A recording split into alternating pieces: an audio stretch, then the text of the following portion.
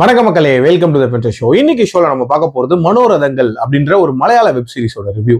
இந்த சீரிஸ் பாத்தீங்கன்னா ZEE5 OTT ஆப்ல அவைலபிளா இருக்கு, தமிழ் டப்பிங்லயுமே அவைலபிளா இருக்கு.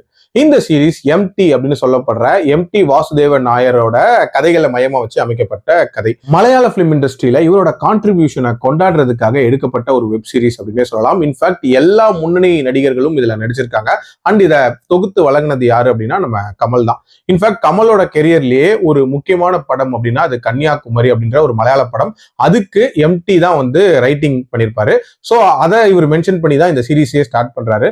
மொத்தமா 9 எபிசோட்ஸ் இருக்கு. ஒரு எபிசோடுமே ஆவரேஜா 40 மினிட்ஸ் டியூரேஷன். ஒரு பெரிய சீரிஸ் அப்படின்னே சொல்லுவேன். ஸோ இந்த சீரிஸ்ல எனக்கு பிடிச்ச கதைகள் அப்படின்ற மாதிரியான ஆர்டர்ல இருந்து நான் சொல்ல ஆரம்பிக்கிறேன். ஃபர்ஸ்ட் எனக்கு பிடிச்ச கதை அப்படின்றது ஃபஹத் ஃபாசில் நடிப்புல வெளிவந்த ஷெர்லாக் அப்படின்ற அந்த கதை தான். ஆக்சுவலா வெளிநாட்டுல வாழக்கூடிய இந்தியர்கள் சொந்த மண்ணையும் அங்க ஒரு தனிமையும் எப்படி உணர்றாங்க அப்படின்றத ரொம்ப நீட்டா வெளிப்படுத்தின ஒரு கதை அப்படின்னே சொல்லலாம். தன்னோட அக்காவான நதியா வீட்டுல தங்கியிருப்பாரு நம்ம ஃபஹத் ஃபாசில். வேலைக்காக வெயிட் பண்ணிட்டு இருப்பாரு. கிட்டத்தட்ட 3 மாசங்கள் ஆயிருக்கும். ஆனா வேலை அப்படின்றது இருக்காது. வெறும் வீட்டுக்குள்ளேயே தான் இருப்பாரு. அவருக்கு துணையா அங்க ஷெர்லாக் அப்படின்ற ஒரு பூனை இருக்கும். அண்ட் சுதந்திரமா எதையுமே பண்ண முடியாது அப்படின்ற மாதிரியான சூழ்நிலையும் இருக்கும். ஸோ இதை ரொம்ப நீட்டா வெளிப்படுத்திருப்பாங்க இந்த கதையில அப்படின்னே சொல்லலாம். அடுத்ததான் எனக்கு பிடிச்ச கதை அப்படின்றது கால்ஷா அப்படின்ற கதை. இதுல வந்து நம்ம பார்வதி தான் லீட் கேரக்டர் பிளே பண்ணிருப்பாங்க. ஒரு பொண்ணு தன்னோட மேரேஜ் லைஃபை பத்திய ஒரு டிசிஷன் எடுக்கிறா. அதுக்கு என்ன மாதிரியான விமர்சனங்கள் வருது, அதை எப்படி ஹேண்டில் பண்றா அப்படின்றத சொல்லக்கூடிய ஒரு கதை அப்படின்னே சொல்லலாம். ஃபேக்ட் அந்த பெண்ணுரிமை அப்படின்றதுக்காக ஸ்ட்ராங்கா ஒரு குரல் கொடுத்த ஒரு கதை அப்படின்னே சொல்லுவேன். அடுத்ததான் எனக்கு பிடிச்ச கதை கண்டிப்பா மம்முட்டியோட கதை தான். இது ஸ்ரீலங்கால நடக்கிற மாதிரி காட்டியிருப்பாங்க. ஸ்ரீலங்காக்கு ஒரு கான்ஃபரன்ஸ் அட்டன் பண்றதுக்காக போறாரு மம்முட்டி. அங்க சின்ன வயசுல பார்த்த தன்னோட தங்கையை வந்து திருப்பி பார்க்கணும் அப்படின்ற மாதிரி முயற்சி பண்றாரு. ஆக்சுவலா அவ உடன்பிறவா சகோதரி தான். ஸோ அவளுக்கும் மம்முட்டிக்குமான அந்த பாண்டிங் அப்படின்றத சொல்லக்கூடிய ஒரு கதை தான். ரொம்ப நேச்சுரலா அமைக்கப்பட்ட ஒரு கதை அப்படின்னே சொல்லலாம். இன்ஃபேக்ட் இதுல வினீத்தோட கேரக்டர் அப்படின்றதுமே ரொம்ப நீட்டா அமைக்கப்பட்டிருக்கும்.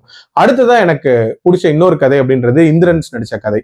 ஆக்சுவலி மனிதனோட நெகட்டிவ் சைடை மையமா வச்சு அமைக்கப்பட்ட ஒரு கதை அப்படின்னே சொல்லலாம். அதாவது நெடுமுடி வேணு ரொம்ப சீரியஸா இருப்பாரு. அவரோட இறப்புக்காக கிளம்பி சொந்தக்காரங்க எல்லாருமே வந்திருப்பாங்க. ஸோ இவர் எப்பதான் இறப்பாரு, ஸோ நம்ம கிளம்பி போய் நம்ம வேலைகளை பார்க்க ஆரம்பிக்கலாம் அப்படின்ற மாதிரி டெஸ்பரேட்டா வெயிட் பண்ணக்கூடிய சில நபர்களை காட்டுறாங்க.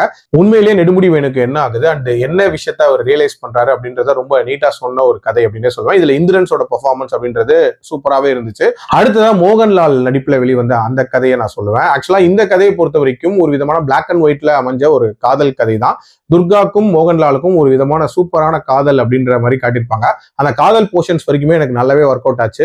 பட் என்ன பிரச்சனைனா அதுக்கு நடுவுல ஒரு வில்லன் கேரக்டரை கொண்டு வந்து ஒரு மாதிரி செயற்கைத்தனமான வில்லனிசத்தை வந்து உள்ள புகுத்துவாங்க. ஸோ அதுக்கப்புறம் அந்த கதை அப்படின்றது ஒரு மாதிரி பெரிய லெவல்ல ஒரு கனெக்டை கொடுக்கல அப்படின்னே சொல்லுவேன். அதே மாதிரிதான் எனக்கு கடல் காட்டு அப்படின்ற ஒரு கதையும். ஆக்சுவலா அதுல வந்து அபர்ணா பாலமுரளி அந்த இந்திரஜித் சுகுமாரன் இதுலயுமே இவங்க சொல்ல வந்த மெசேஜ் அப்படின்றத பவர்ஃபுல்லா சொல்லியிருப்பாங்க. அதாவது ஒரு ரிலேஷன்ஷிப்க்கு எவ்வளவு உண்மையா இருக்கணும் அப்படின்றத சொல்ல வர ஒரு மெசேஜ் தான். பட் எடுத்த விதம் ரொம்ப ரொம்ப சிம்பிளா பெரிய லெவல்ல ஒரு இம்பாக்ட் இல்லாத மாதிரி இருந்துச்சு. அதே மாதிரி ஃபார் சேல் அப்படின்ற அந்த கதை ஆசிஃப் அலி அண்ட் மதுபாலா நடிச்ச ஒரு கதை. ஆக்சுவலா மதுபாலா தன்னோட தனிமையை வந்து யார்கிட்டயாவது பகிர்ந்துக்கணும் அப்படின்னு இருக்கக்கூடிய ஒரு நபரா இருப்பாங்க. அவங்க எப்படி தன்னோட ஃபீலிங்கை வெளிப்படுத்துறாங்கன்ற மாதிரியான ஒரு கதை தான். பட் எமோஷனலா பெருசா கனெக்டும் ஆகல. ப்ராப்பரா கன்வே பண்ணப்படாத ஒரு கதையா தான் எனக்கு இந்த கதை இருந்துச்சு. கடைசியா நம்ம சித்திகோட கதை. ஆக்சுவலா இதை சந்தோஷ் சிவன் தான் டைரக்ட் பண்ணிருப்பாரு. கடைசி காலத்துல இயற்கையோட ஒன்றி வாழ நினைக்கக்கூடிய ஒரு நபரின் கதை அப்படின்ற அளவுக்கு தான் எனக்கு இந்த கதை புரிஞ்சிச்சு. மற்றபடி இந்த கதை வழியா இவங்க கன்வே பண்ண நினைச்ச அந்த எமோஷன் அப்படின்றதெல்லாம் பெரிய லெவல்ல ஒர்க் அவுட்டும் ஆகல அண்ட் எனக்கு புரியவும் இல்லை அப்படின்னு நான் சொல்லுவேன். மேக்கிங் வைஸ் நல்லாவே இருந்துச்சு. பட் ஸ்டில் அந்த ஒரு ஃபீல் அப்படின்றது வரல. ஓவரால் இந்த கதைகள் எல்லாமே டிஃப்ரெண்ட் டைம் லைன்ஸ்ல எடுக்கப்பட்டதா இருக்கும், டிஃப்ரெண்ட் லொகேஷன்ஸ்ல எடுக்கப்பட்டதா இருக்கும். அது எல்லாத்தையுமே ரொம்ப சூப்பரா பண்ணியிருந்தாங்க அண்ட் டிஃப்ரெண்ட் எமோஷன்ஸுமே கடத்திருந்தாங்க அப்படின்னே சொல்லலாம். அண்ட் பிரச்சனையாப்பட்டது அப்படின்னு பாத்தீங்கன்னா எல்லா கதைகள்லயுமே கொஞ்சம் பேஸ் இஷ்யூஸ் அப்படின்றது இருந்துச்சு. அண்ட் நிறைய கதைகள் ரொம்ப அப்ரப்டா முடிச்சிருப்பாங்க. ஒரு சில கதைகள் அது கன்வே பண்ண வந்த எமோஷன்ஸையும் ப்ராப்பரா கன்வே பண்ணல. ஓவரால் ஒரு மாதிரி மிக்சடான ஒரு வெப் சீரிஸ் அப்படின்னு தான் நான் சொல்லுவேன். என்னோட ரேட்டிங் இந்த சீரிஸ்க்கு 3.2 out of 5. அடல்ட் கண்டென்ட்லாம் இல்ல. டிஃப்ரெண்டான நிறைய கதைகளை பொறுமையா உட்காந்து பார்க்கணும் அப்படின்னு நீங்க நினைச்சீங்கன்னா கண்டிப்பா அந்த சீரிஸை ட்ரை பண்ணி பார்க்கலாம். மீண்டும் அடுத்த விமர்சனத்தில் சந்திக்கிறேன். நன்றி, வணக்கம்.